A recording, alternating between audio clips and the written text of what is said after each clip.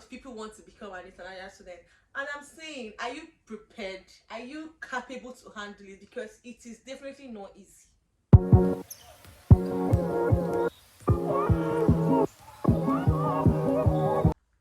Hi guys, welcome back to my YouTube channel. If you're a new subscriber, you're welcome. If you're a returning subscriber, thank you so much for coming back. I really appreciate. My name is Cynthia of Abuja. I am a Nigerian YouTuber based in the UK. So guys, today's video is going to be about how to become an international student, how to gain admissions, documents you'll be needing to process your admission, and a whole lot about becoming an international student or studying abroad. So let's get right into it. Yes, so we'll be starting with documents needed for your admission process. So I'll be listing out few documents you'll be needing if you want to study abroad, if you want to become an international student. So first things first, you need your Waec certificate. Yes, you need your Waec certificate. Your secondary school leaving certificate. Yes, you'll be needing that. You'll be needing your transcript or your degree results. So for some schools that can't access your transcript at the moment, probably because of strike or reasons that are best known to you, you could just compile all your results from 100 level to 400 level. That is 100 level first semester, 100 level second semester. Same thing with your 200 level, 300 level till the end. You just compile it in one PDF file and tag it on official transcript. Most schools would accept it because of your your due reason. So you need your university certificate. Yes, you'll be needing your university certificate. That is your original certificate. Yes. Then you need your CV. Your CV is going to be basically about you, where you have studied and where you have worked as well. Exactly. So you'll be needing your reference letter. You'll be needing two reference letters. You will be needing an academical reference letter. It could be from your professor, it could be from your HOD, it could be from your lecturer, it could be from your project supervisor. Yes, you also be needing a professional reference letter. A professional reference letter is a reference letter from where you have worked or where you are currently working. Yes, so you'll be needing your international passports. Before you start this whole process, you should try to get your international passport because you're using the data page for your admission process. It's more like a valid ID card. So the next thing you'll be needing is a personal statement. So your personal statement is a statement you're going to write personally, stating how your course would benefit you, how the school would benefit you, and a whole lot more. You would also be needing an English proficiency test.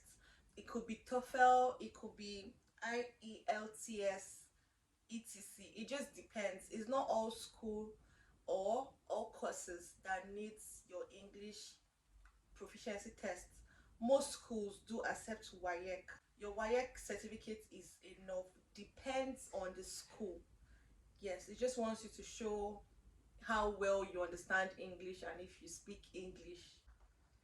So the documents I've listed above are the documents you would be needing to process your admission to become an international student. Yes, so once you start your application process and you submit the required documents and you get your admission, so these are the next steps. But these next steps now are based on how my own admission process went, because different schools, different inquiries, different processes, different ways of how they do their thing. So once you get your admission, you get an offer letter or an admission letter. At this point, it's going to be a conditional admission letter. When it's a conditional admission letter, it means there are certain conditions you have to meet before it becomes an unconditional offer. That means you are now a student. So it depends. Like I said earlier, it depends on the school, it depends on their process. For example, my process was, after I got the admission, I was asked to I was asked to write another personal statement. Yes, this time around they had specific questions. Then again, I was asked to provide my original certificate again. Probably when I was doing my admission process, I did not add it, or I don't know, or they just want clarity.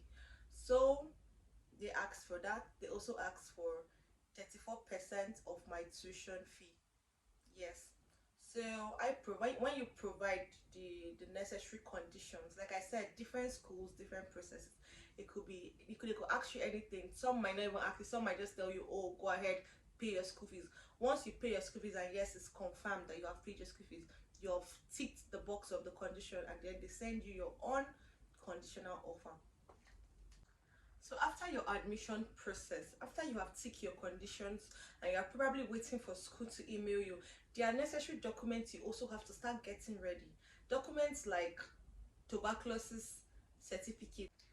Yes, you would have to run a tuberculosis test. It is only done in Abuja and Lagos. If you are in Nigeria, get your tuberculosis certificate ready. You would also be needing proof of funds. What is proof of funds? Proof of funds is the total balance of your school fees and your cost of living.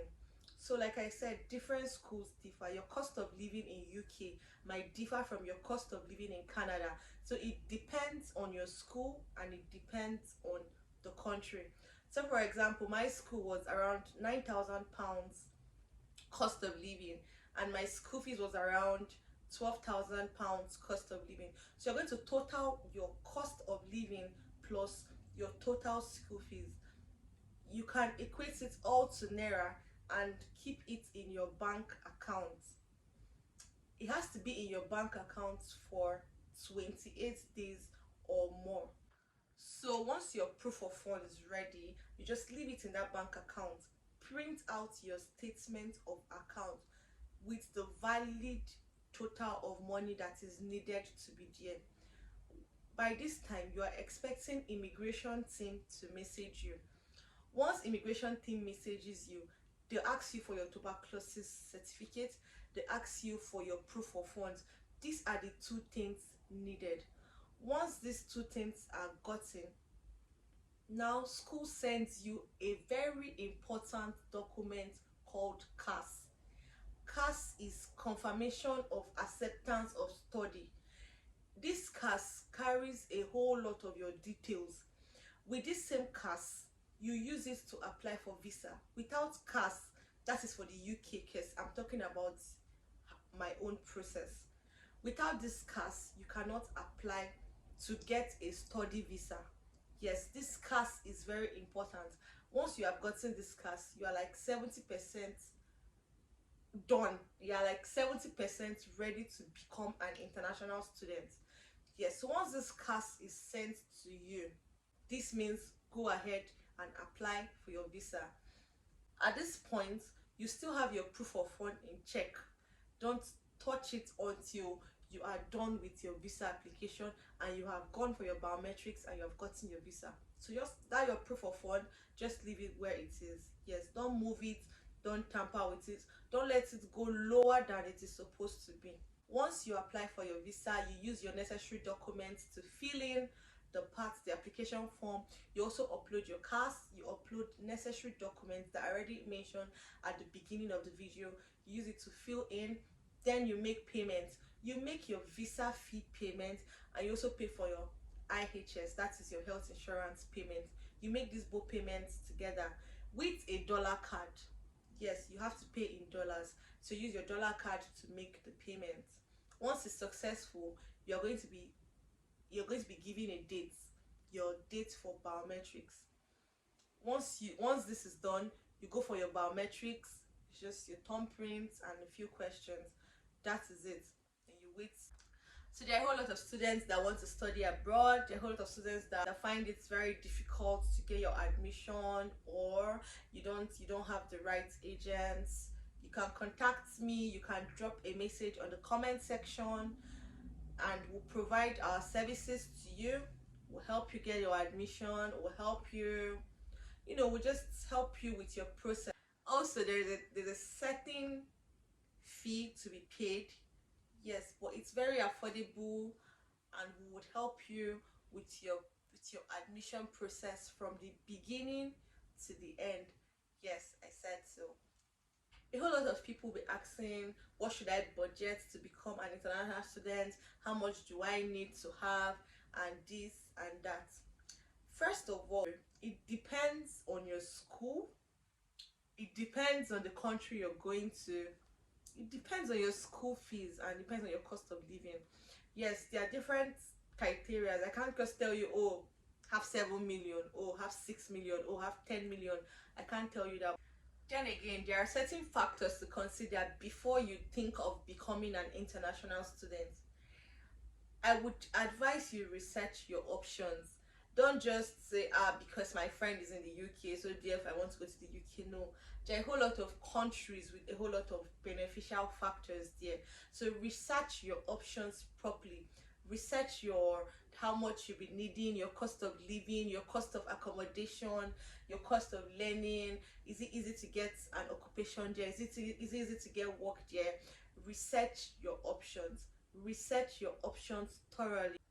Also, you have to consider your costs. You have to know how much you are budgeting for this, how much your parents are budgeting for this, how much you're going to be able to put in place for this. You need to know your costs. You need to consider your costs. Don't feel like because you're traveling you want to live an extravagant life. No, because it is really not easy. It's really not easy there, and it is not easy here as well. So I believe with everything I have mentioned, you can start your process of becoming an international student at your fingertips. Like I said, if you need help, if you need advice, just comment on the comment section and I would reach out to you. So guys, that is just basically the process on how to become an international student. I hope you enjoyed watching this video. I hope it was educative and informative a whole lot for you. So stay tuned to my channel. Thank you. So thank you so much for watching my video. Don't forget to like this video. Don't forget to comment. Most importantly, turn on your post notifications and get ready for my next video. Cheers. Thank you. Let me see you, de buga, gololo. Let me see. Gololo.